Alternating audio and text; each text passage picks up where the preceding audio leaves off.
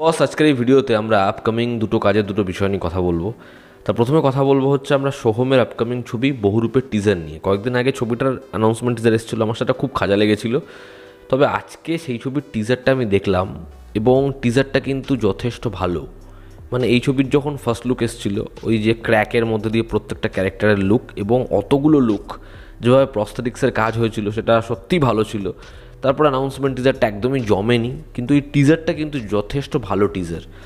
এবং যদি তারা একটু ভালো করে প্রচার করে, মানে টিজারটাকেও তো লোকের কাছে পৌঁছাতে হবে, তাহলে লোকে জানতে পারবে যে একটা ভালো কাজ আসতে পারে। কারণ সোহম সে যখন ভালো পারফরমেন্স দিচ্ছিল, যখন তার ছবিগুলো ভালো হচ্ছিল, তারপরে একটা টাইম গেল লম্বা যেখানে সোহমের ছবি কবে এলো কবে গেল লোকে জানেন না। বাট সোহম কিন্তু ভালো একজন অ্যাক্টার, দরকার খালি ভালো ডিরেক্টর, ভালো স্ক্রিপ্ট।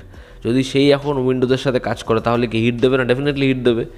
তো বিষয়টা হচ্ছে এই যে টিজারটা, এই টিজারে আমরা গল্প জানতে পারছি চারবাকের।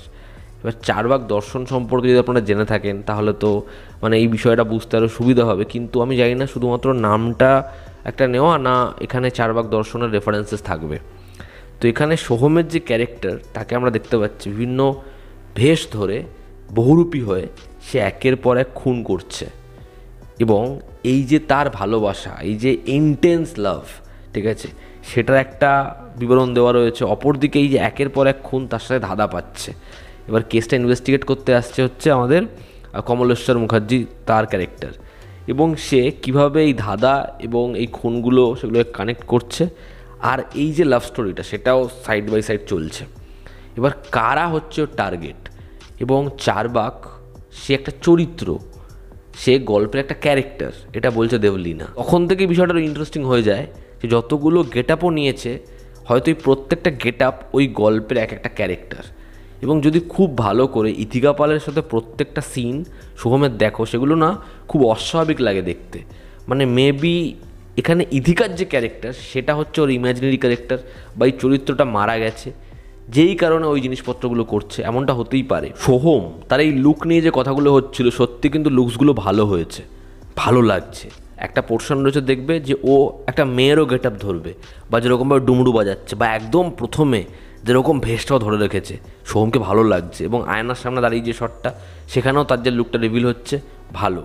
তো সোহমকে অনেক ফিট মনে হচ্ছে, প্রত্যেকটা মেকআপ খুব ভালো হয়েছে, সেটাই তো এই ছবির সব থেকে বেশি স্ট্রং পয়েন্ট। ইথিকা পালের যে লুকটা সেটা ভীষণ ইন্টারেস্টিং, ইথিকাকে ভালো লাগছে। কমলেশ্বর মুখার্জি তো এরকম ধরনের ক্যারেক্টার প্লে করে, তাকে অ্যাজ ইউজুয়াল লাগে। তবে ভালো লাগে রাজা দত্তকে। রাজা দত্ত এখানে একজন ইনভেস্টিগেটিং অফিসার হয়েছে, এবং তার লুকটাও, মানে আমি রাজা দত্তকে এরকমভাবে কোনো ছবিতে দেখিনি।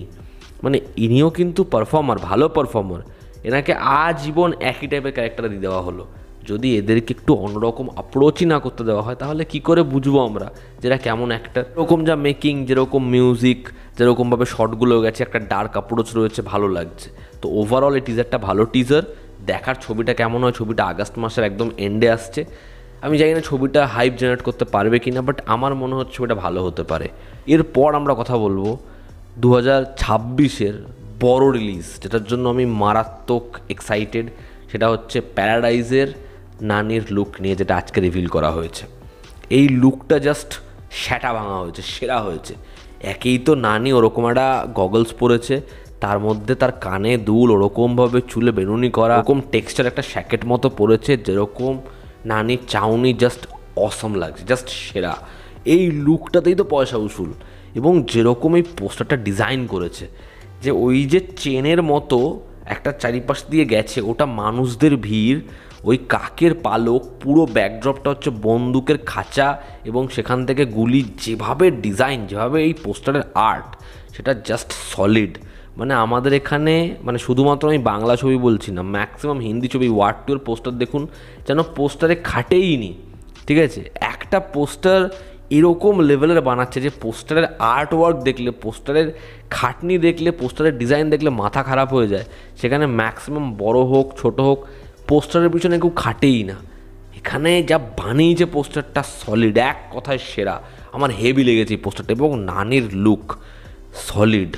নানি যে এই ছবিটায় কী পারফরমেন্স দেবে, শ্রীকান্ত হোটেলে যে কী বানাচ্ছে, আমি এই ছবিটার জন্য মারাত্মক মারাত্মক এক্সাইটেড। এবং আরও একটা পোস্টার ড্রপ করেছে, যেটা অনেকটা বেবি জনের মতো, যে নান্ডি ক্যারেক্টারটা বসে রয়েছে, সবাই চারিপাশে তার দিকে ছুরি লাঠি নিয়ে রয়েছে এবং সে এক ফোঁটাও জায়গা মুভ করবে না। সেরা, জাস্ট সেরা। নানিকে এই ছবিটা দেখার জন্য আমি অন্য লেভেলেই এক্সাইটেড। দেখার নানির পরবর্তী ছবি, সেটাও শুনেছি একটা রোমকম হতে চলেছে, মানে কী করে শিফট করবে ও, একটা হিটের পরে প্যারাডাইস, তারপর একটা রোমকম, মানে নানি অন্য লিগেই আছে। তো আমি এই ছবিটা নিয়ে বিভৎস এক্সাইটেড। এই লুকটা তোমাদের কেমন লেগেছে অবশ্যই জানিও। তো এই ছিল আজকের ভিডিও। তোমাদের কি অপিনিয়ন জানিও, জনতা আমাদের পাশে আছে। আবার দেখা হচ্ছে, টেক কেয়ার।